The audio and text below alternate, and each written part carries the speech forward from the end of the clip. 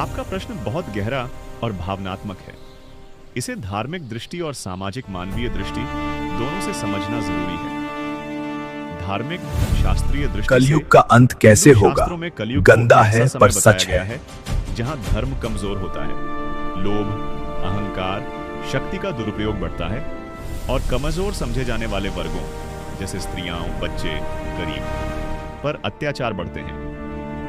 लेकिन शास्त्र कहीं भी यह नहीं कहते कि कलयुग स्त्रियों से शुरू होता है या स्त्रियां इसकी वजह है, बल्कि इसके उलट कहा गया है कि जहां स्त्रियों का अपमान होता है वहां धर्म नष्ट होता है। यानी स्त्रियों पर अत्याचार कलयुग का लक्षण है, कारण नहीं। सामाजिक और वास्तविक कारण। आज जो स्त्रियों पर ज्यादा अत्याचार दिखता है उसके पीछे ये कारण है: सत्ता और ताकत का असंतुलन, पितृसत्तात्मक सोच, पुरानी सोच कि स्त्री कमजोर है, कानून होने के बावजूद उनका सही पालन न होना और कई बार चुप्पी, क्योंकि पीड़िता को बोलने से रोका जाता है। जब समाज में नैतिकता गिरती है तो उसका पहला असर उन्हीं पर पड़ता है जो सबसे ज्यादा संवेदनशील होते हैं। एक जरूरी बात, कलयुग का अर्थ सिर्फ अंधकार नहीं है।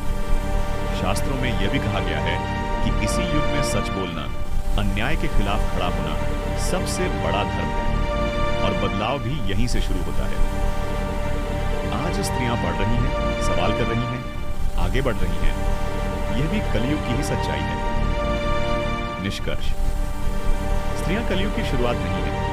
उन पर हो रहा अन्याय हमारे समाज की असफलता है और धर्म, इंसानियत दोनों की जिम्मेदारी है कि इसे बदला जाए।